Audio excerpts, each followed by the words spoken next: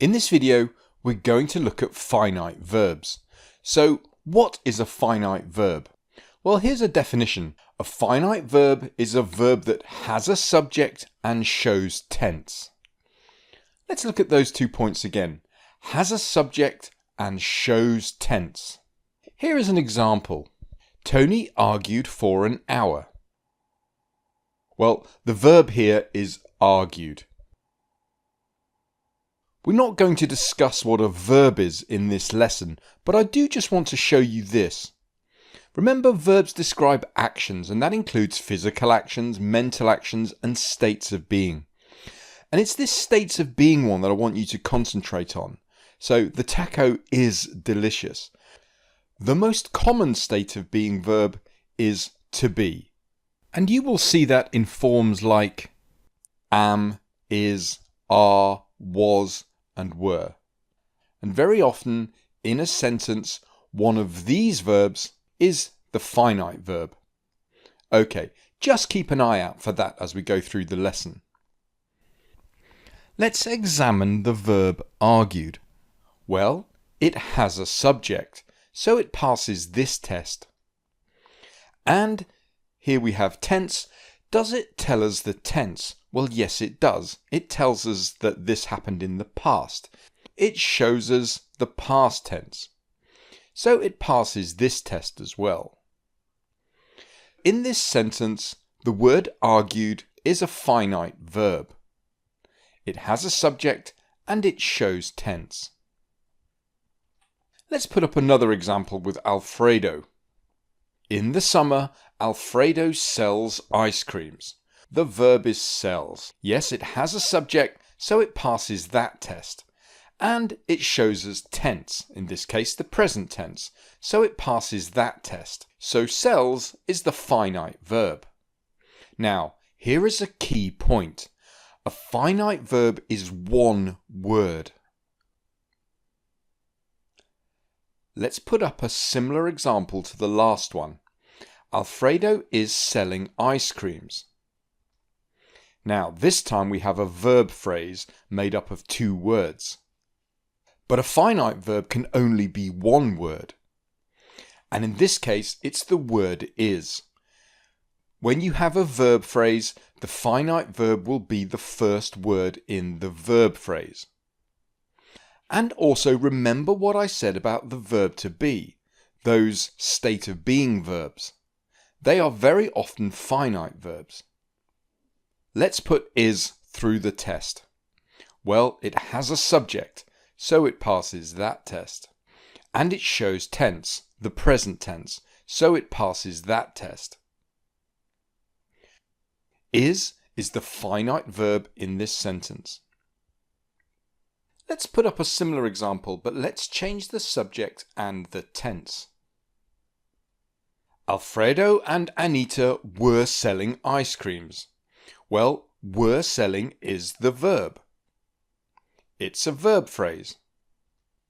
And were, the first word in that verb phrase, is the finite verb. If we put it through the test, well, it has a subject and it shows us the past tense.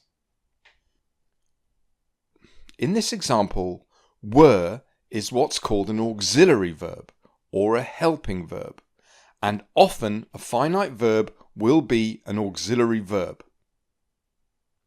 Let's examine this point a little bit more with the verb sell in different tenses.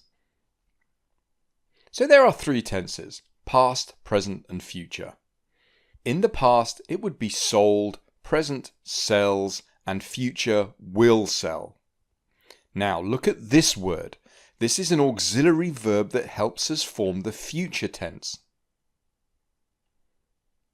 If this were in a sentence, will would be the finite verb. But this was just the simple tense. There are, of course, other tenses: the continuous tense, the perfect tense, and the perfect continuous tense. Let's put up all of those. Wow, okay, that looks complicated. But actually it's not that complicated, because it's always the first auxiliary verb that is the finite verb.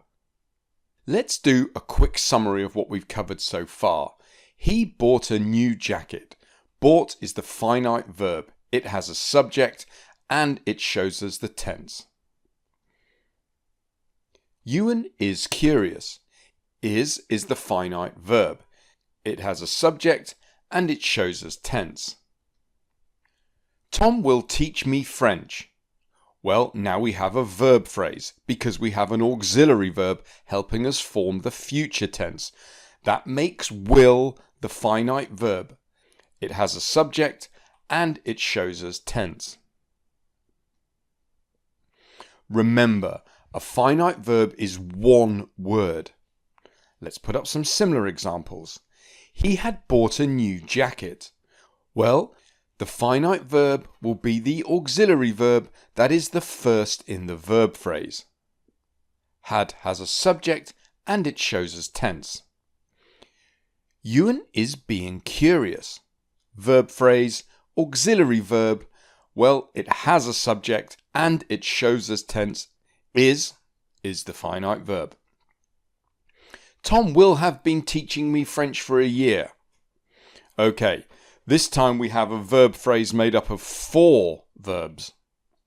But as we know, it's always the first auxiliary verb that is the finite verb. It's the one that aligns with the subject and it's the one that shows us tense. Let's clear some of that. I want to leave this example up because look at this. He had bought a new jacket and had combed his hair. The reason I'm showing you this is to make the point that a sentence can have more than one finite verb. If a verb has a subject and it shows tense, then it's a finite verb. And in this sentence, there are 2 of those. Just bear that in mind. This is good, and we've covered a lot. I just want to summarize it all on one slide. A finite verb can be a single verb, like Anita sells ice cream, or Anita sold ice cream. Or it can be an auxiliary verb, such as am, is, are, was, were, will, has, have, had, do, does, did. Let's put up some examples. Anita is selling ice cream. Anita was selling ice cream. Anita will sell ice cream. Anita had sold ice cream. These are all auxiliary verbs. Now, there is another type of auxiliary verb, a modal auxiliary verb, and we have a whole lesson on these, but here are the main ones: can, could, shall, should, may, might, would, and must. These often lead a verb phrase, and when they do, they are finite verbs. Let's put up some examples. Anita must sell ice cream. Must is the finite verb. Anita might be selling ice cream. Might is the finite verb. Anita should have sold ice cream. Should is the finite verb. Anita would have sold ice cream. Would is the finite verb.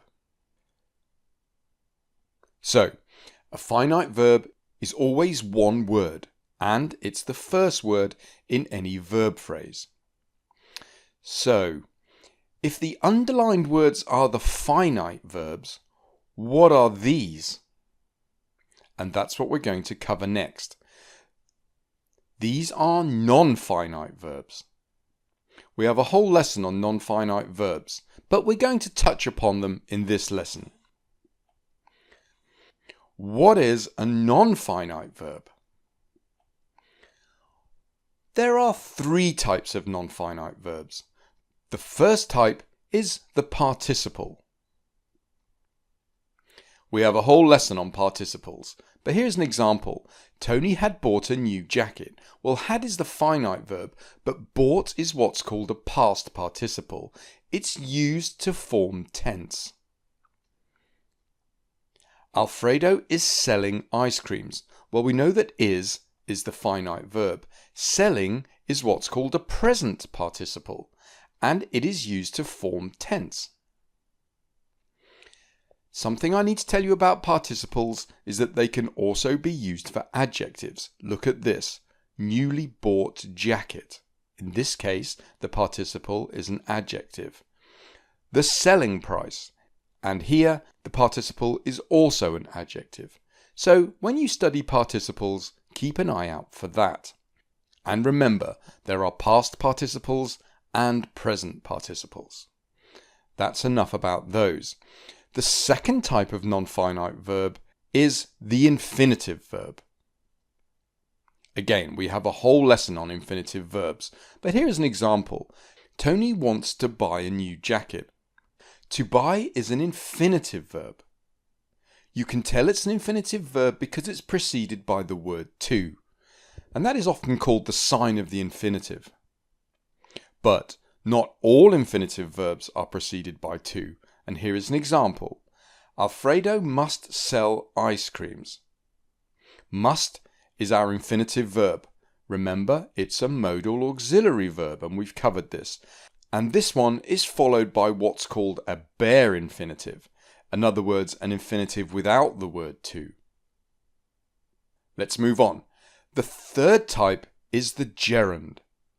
And a gerund looks exactly like the present participle.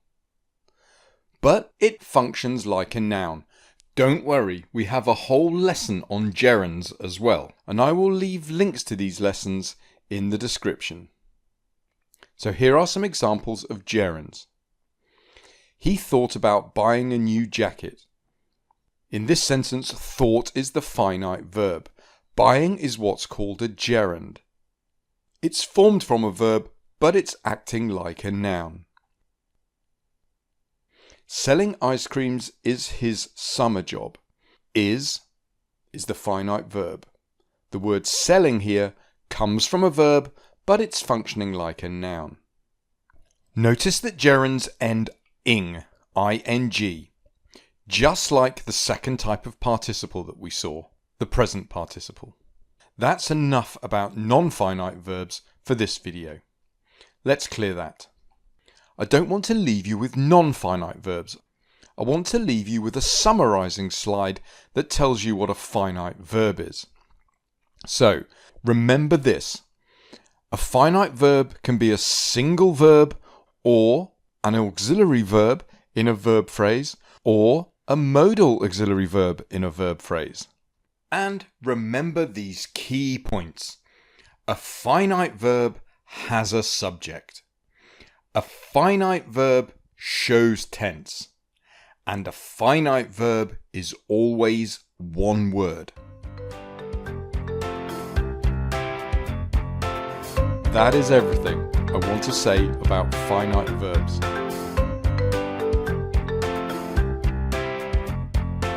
Thanks for watching.